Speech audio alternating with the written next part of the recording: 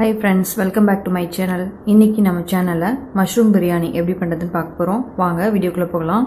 முதல்ல அடுப்பை பற்ற வச்சு குக்கர் வச்சுக்கோங்க. குக்கரில் 1 டேபிள் ஸ்பூன் அளவுக்கு நெய் சேர்த்துக்கலாம். அதுக்கப்புறமா 2 டேபிள் ஸ்பூன் அளவுக்கு 2 இல்லைனா 3 டேபிள் ஸ்பூன் அளவுக்கு எண்ணெய் சேர்த்துக்கோங்க.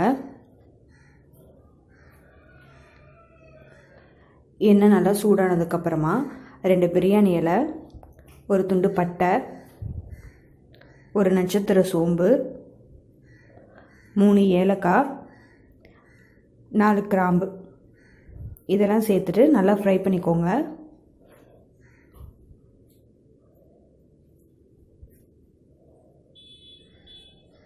இது நல்லா பொரிஞ்சிச்சு. இப்போ நான் 3 பெரிய வெங்காயத்தை நல்லா பொடி பொடி பீஸாக கட் பண்ணி வச்சுருக்கேன். அதை இதோடு சேர்த்துக்கலாம். சேர்த்துட்டு நல்லா மிக்ஸ் பண்ணிக்கோங்க. வெங்காயம் நல்லா கோல்டன் ப்ரௌன் கலர் ஆகிற வரைக்கும் நம்ம இதை வதக்கணும். உங்களுக்கு வெங்காயம் பொடி பொடி பீஸாக கட் பண்ணுறதுக்கு ரொம்ப கஷ்டமாக இருந்துச்சு அப்படின்னா பெரிய பீஸஸாக போட்டு மிக்சியில் ஒரு ரெண்டு தடவை கை விட்டு விட்டு அரைச்சிங்கன்னா போதும். நல்லா பேஸ்ட் ஆயிரும். வதங்குறது ரொம்ப ஈஸி. அதுக்கப்புறமா பாருங்கள், வெங்காயம் கலர் மாறிடுச்சு. இப்போ நான் அரைச்சி வச்சுருக்க மசாலா பேஸ்ட்டை சேர்க்குறேன். இந்த மசாலா பேஸ்ட்டில் பார்த்தீங்கன்னா 10 பல்லு பூண்டு, ஒரு பீஸ் ஜிஞ்சர், அப்புறம் ஒரு அரை கப்பு துருவன தேங்காய், 2 பச்சை மிளகாய், ஒரு கையளவு புதினா இலையும் கொத்தமல்லி இலையும் சேர்த்து அரைச்சி வச்சுருக்கேன். அதை இதோடு சேர்த்துட்டு நல்லா மிக்ஸ் பண்ணிக்கோங்க. வெங்காயமும் மசாலாவும் ஒன்றா ஆகிற மாதிரி நல்லா மிக்ஸ் பண்ணிக்கலாம். பச்சை வாசனை போகணும்.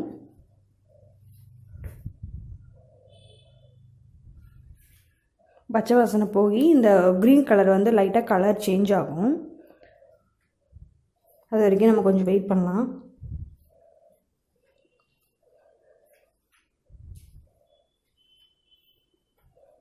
பாருங்கள், இதெல்லாம் மிக்ஸ் பண்ணிக்கோங்க.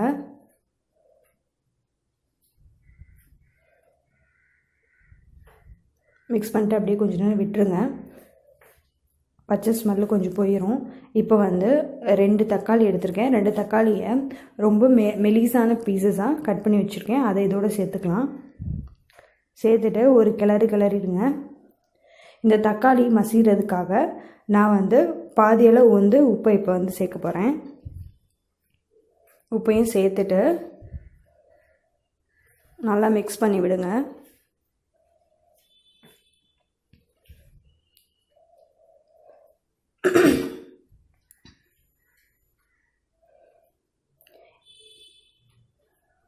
பாருங்கள், தக்காளி நல்லா குழஞ்சிருக்கு.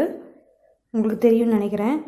இப்போ இதில் 1/2 டீஸ்பூன் அளவுக்கு மஞ்சத்தூள், 1 டீஸ்பூன் அளவுக்கு தனியாத்தூள், அப்புறம் காரத்துக்கு தேவையான அளவு நீங்கள் சில்லி பவுடர் சேர்த்துக்கோங்க. ஏற்கனவே மசாலாவில் நான் 2 பச்சை மிளகாய் சேர்த்துருக்கேன். காரத்தை பொறுத்து நீங்கள் மசாலா அதாவது ரெட் சில்லி பவுடர் ஆட் பண்ணிக்கோங்க. உங்களுக்கு அந்த பச்சை மிளகாவில் இருக்க காரமே போதும்னா விட்டுடலாம். இப்போ 200 கிராம் மஷ்ரூமை க்ளீன் பண்ணி ஒரு மஷ்ரூமை 4 துண்டாக கட் பண்ணியிருக்கேன். அதை இந்த மசாலாவோடு சேர்த்துட்டு நல்லா மிக்ஸ் பண்ணிக்கலாம்.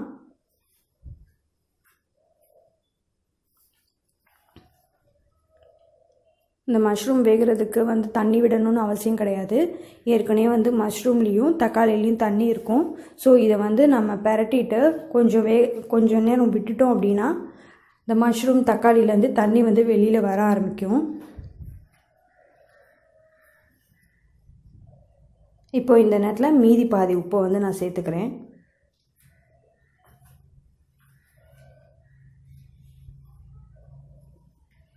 நல்லா மிக்ஸ் பண்ணிவிட்டு கொஞ்ச நேரம் விட்டுருங்க. அங்கே பாருங்கள், மஷ்ரூமும் நல்லா வதங்கியிருக்கு, தண்ணியும் வெளியில் பிரிஞ்சு வந்திருக்கு. நீங்கள் இந்த ப்ராசஸ் ஆரம்பிக்கிறதுக்கு முன்னாடியே பாஸ்மதி ரைஸை ஒரு 30 நிமிஷம் ஊற வச்சு எடுத்து வச்சுக்கோங்க. இப்போ நான் ஊற வச்சுருக்க பாஸ்மதி ரைஸை இந்த மசாலா மிக்ஸில் போடுறேன். போட்டுட்டு நல்லா மிக்ஸ் பண்ணிக்கோங்க. 1 கப்புக்கு 1.5 கப் தண்ணி எடுக்கணும். நீங்கள் எந்த கப்பில் ரைஸ் எடுக்கிறீங்களோ அதே கப்லேயே 1.5 கப்பு தண்ணி சேர்த்துக்கோங்க. தண்ணி சேர்த்துட்டு ஒரு தடவை மிக்ஸ் பண்ணிட்டு இதை கொதிக்க விடுங்க. நம்ம ஊற்றின தண்ணி ப்ளஸ் இந்த ரைஸ் இது ரெண்டும் சேர்ந்து ரைஸ் வந்து வெளியில் தெரிய ஆரம்பிக்கும். அந்த நேரத்தில் அதாவது தண்ணியும் ரைஸும் ஈக்குவல் அளவில் இருக்கும். அந்த நேரத்தில் வந்து நம்ம வந்து குக்கர் வந்து விசில் போடலாம். மேலே கொஞ்சம் கொத்தமல்லி தலையும் புதினா இலையும் போடுறேன். ஒரு தடவை நல்லா மிக்ஸ் பண்ணி விட்டுடலாம். பாருங்கள் நல்லா கொதிச்சிருச்சு, தண்ணி அளவு குறைஞ்சிருச்சு. இப்போது குக்கரை ஹை ஃப்ளேமில் ஒரு விசில் வைக்க போகிறோம். ஒரு விசில் வந்ததுக்கப்புறமா அடுப்பை சிம் பண்ணிவிட்டு அப்படியே 5 நிமிஷம் விட்டுருங்க. ஒரு விசில் வந்துருச்சு. இப்போ நான் அடுப்பை வந்து சிம்மில் வச்சுட்டு 5 நிமிஷம் வைக்க போகிறேன். 5 நிமிஷம் முடிஞ்சதுக்கப்புறமா வந்து அதில் உள்ள கேஸ் போனதுக்கப்புறமா நீங்கள் ஓப்பன் பண்ணிங்க அப்படின்னா உங்களுக்கு வந்து சூப்பரான பிரியாணி கிடைக்கும். இங்கே பாருங்கள், நல்ல அரிசி வந்து உதிரி உதிரியாக இருக்குது. அதே சமயத்தில் அடி பிடிக்கவும் இல்லை. மறக்காமல் நீங்களும் வீட்டில் ட்ரை பண்ணி பாருங்கள். இதே மெத்தடில் பண்ணுங்கள், ரொம்ப நல்லா வரும் அரிசி குலையாமல். இதை நம்ம வந்து சர்வ் பண்ணலாம். பாருங்கள், சூப்பரான பிரியாணி ரெடி ஆயிடுச்சு. மறக்காமல் நீங்களும் வீட்டில் ட்ரை பண்ணி பாருங்கள், உங்கள் எல்லாருக்கும் பிடிக்கும். மறுபடியும் இன்னொரு வீடியோவில் உங்களை பார்க்குறேன். பாய்.